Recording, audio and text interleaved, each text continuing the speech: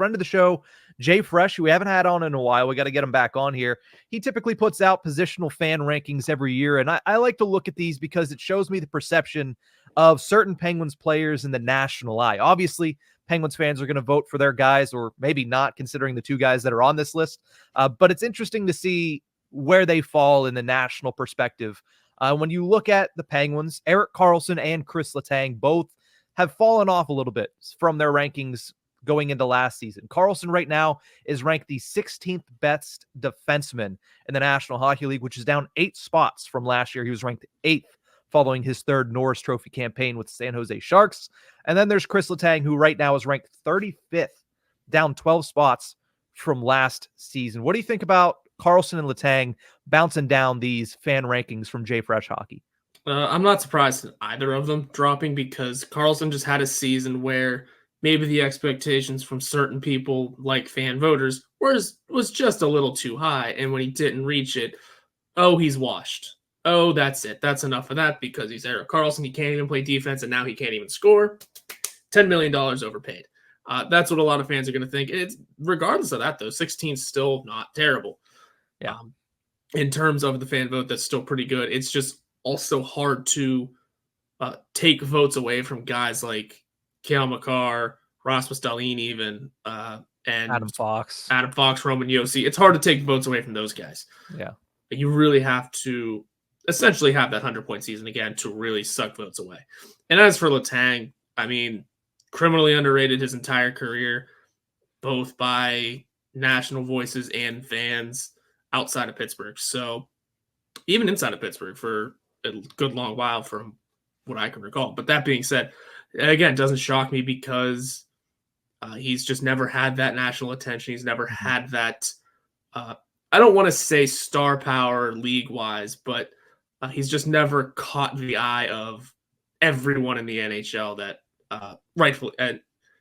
he rightfully deserves. So not shocked to see it drop either. And again, whenever your team isn't doing well, everyone kind of gets pulled back. And then whenever you are, like we just had this discussion of age, when you are a year older and we think your skill level will eventually decrease, this sort of ranking is going to decrease as well. Yeah, I was looking up Chris Letang and his finishes in Norris Trophy voting. The closest he's ever come is 3rd, so he's a one-time finalist. That was over a decade ago, right? That was 2012-13. That was the lockout shortened season where he put up 38 points in 35 games. Man, you forget how good that team was. That was the Iginla year that they brought him in at the end of the year. That was a great regular season Penguins team. But, I mean, you look at both of these players. They're players that, in their own fan base, are very much maligned, right? You look at Karlsson, he took a beating last year in the eyes of the fans. You look at Letang, he has taken a beating his entire career. But what I think you saw from both of them last year was glimpses of their old selves, right? Karlsson at the end of the year, Letang at the beginning of the year. And we will never know how much of Letang's downfall in performance throughout the year was due to his, quote, myriad of injuries, right? How his lengthy list of injuries. We know one of them was a finger. There were multiple. We don't know the other ones. They didn't require surgery, so they weren't released. So I think what you notice is both of these guys could be in line, despite being a year older, could be in line for a much better season this year. And again, if the expectations are lowered for a guy like Karlsson, that just means he's going to be actually given realistic expectations. And that's why I think a lot of people are going to like his season this year. Also, because I think he's going to be much better this year in his second year with the organization. I think bringing in, I keep switching up the names, not Dan Quinn, who's the head coach of the Washington Commanders, but David Quinn, who's the assistant coach of the Pittsburgh Penguins now. I think bringing him in is going to help Karlsson. I think it's going to help Letang. And I think you're going to see both of these defensemen, not that, the ranking is end all be all, but I think you're going to see both of these defensemen bounce back up going into next season, because I think they're going to have good years. Oh yeah. They're going to be a bit more settled into their roles. They're going to have much higher expectations for themselves, because they are driven competitors that may have had off years by their standards. Look what Brian Rust just did. He had an off year by his standard in 22-23, and then came into this past season pretty solid, looked pretty good year round, and definitely had a better season.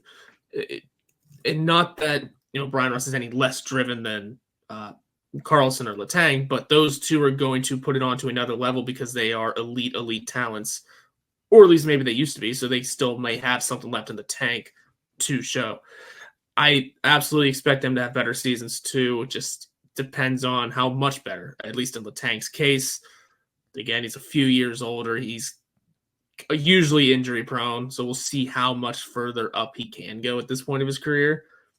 As for Carlson, he's still got a little bit of time left in him. I'd expect way better season coming into 24-25 in just a couple of months. Now, there's one defenseman that JFesh put out the top 80 in the results. There's one defenseman that did not make the list, and I had to check it a couple times, and I still feel like I pulled up my Twitter because that's where it's at.